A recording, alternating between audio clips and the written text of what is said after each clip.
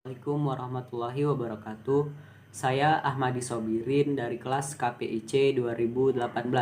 Di video kali ini saya akan mengerjakan tugas ujian komprehensif mata kuliah pengantar ilmu komunikasi. Baiklah, pertanyaan yang pertama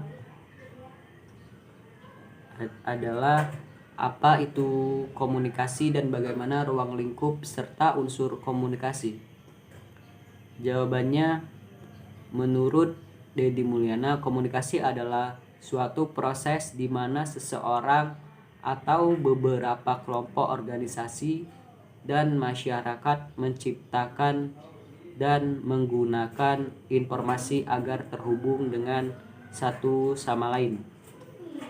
Pada umumnya komunikasi dilakukan secara lisan atau verbal yang dapat dimengerti oleh kedua belah pihak. Ruang lingkup komunikasi yaitu komunikasi sosial, komunikasi organisasi, komunikasi tradisional, komunikasi pembangunan, komunikasi antar budaya, komunikasi internasional, dan komunikasi politik.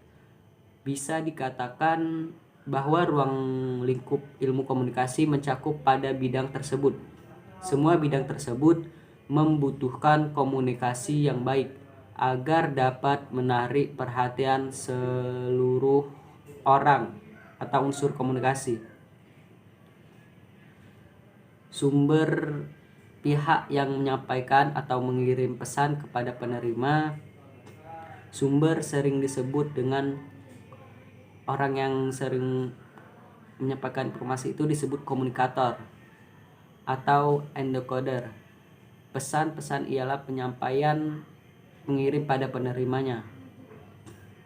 Pesan itu bisa berbentuk dalam tulisan, lisan, nonverbal yaitu isyarat, bisa dimengerti oleh penerimanya.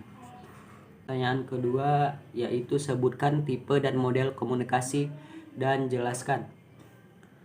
Tipe komunikasi terdiri dari 1.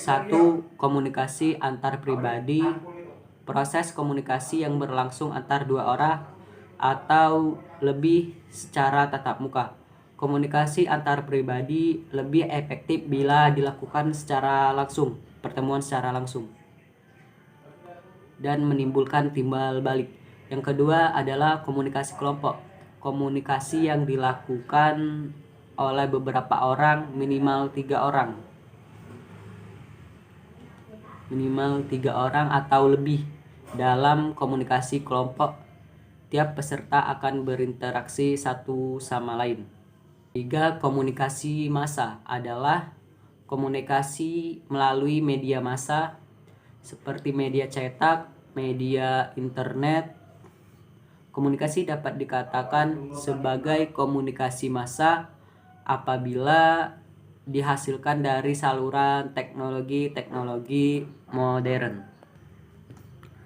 Model-model komunikasi terdiri dari yang pertama model linier. Model komunikasi linier adalah komunikasi yang sangat sederhana, menggambarkan komunikasi secara langsung atau satu arah, mengirim pesan ke penerima pesan. 2. Model transaksional, yaitu modelnya merupakan komunikasi yang menekankan pada pentingnya peran pengirim pesan dan penerima dalam proses komunikasi yang sedang berlangsung dua arah. Yang ketiga ada komunikasi interaksi model, yaitu komunikasi interaksi menggambarkan komunikasi berlangsung dua arah. Umumnya model komunikasi interaksi ini digunakan di dalam media baru seperti internet, yaitu komunikasi modern. Yang ketiga ada komunikasi dimensi, yang artinya adalah komunikasi terbagi menjadi 3 dimensi, yaitu komunikasi arah ke bawah, komunikasi ke arah atas, dan komunikasi literal. Komunikasi ke bawah sering disebut downward communication. Komunikasi ini merupakan komunikasi yang biasanya terjalin antara manajer kepada karyawannya. Pertanyaan keempat, apa faktor pendukung dan penghambat komunikasi? Lalu jelaskan. Faktor yang pertama itu biasa faktor pendukung, yaitu keberhasilan komunikasi dapat dilihat dari sudut komunikator, komunikan, dan pesan yang disampaikannya. Yang pertama, komunikator memiliki pengetahuan, kredibilitas, simpati, cerdas dalam menganalisis suatu kondisi, memiliki integritas. Perpaduan antara ucapan, tindakannya itu dapat dipercaya, memahami situasi lingkungan kerjanya, dapat dan juga bisa mengendalikan emosi. Faktor penghambat komunikan menganggap penghambatan biologis. Komunikator tidak kredibel, tidak berwibawa, kurang memahami karakteristik komunikan, tingkat pendidikan komunikan, komunikatornya gugup, perempuan tidak bersedia terbuka kepada komunikatornya. Komunikan yang mengalami gangguan pendengaran dan sosiologis. Itulah beberapa faktor penghambat dalam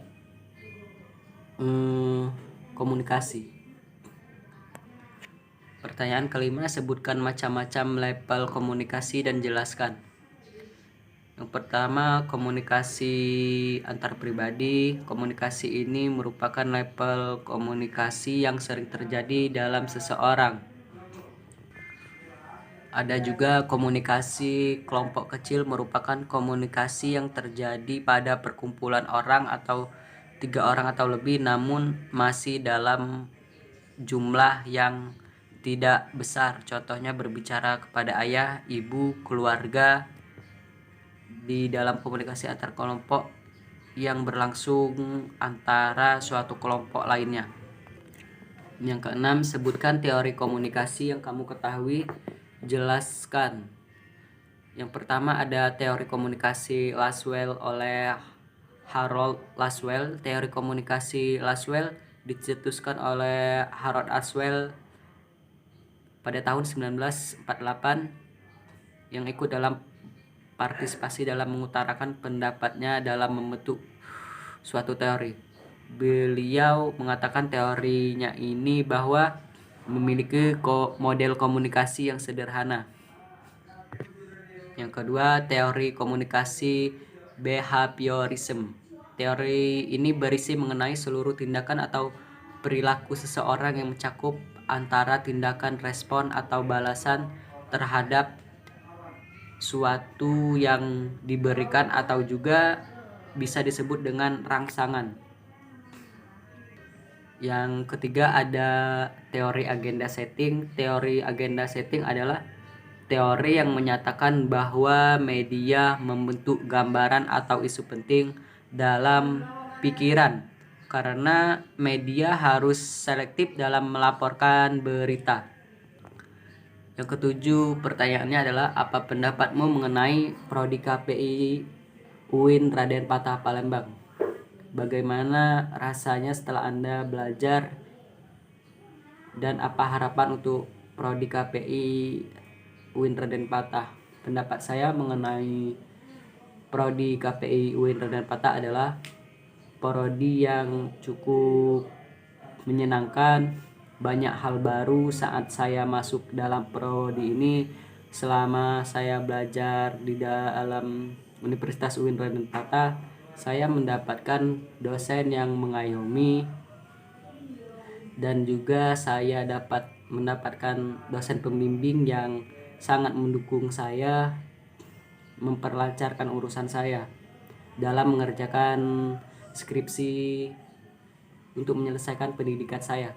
Untuk harapan saya untuk prodi UIN Raden Patah, tingkatkan lagi kualitas dalam belajarnya.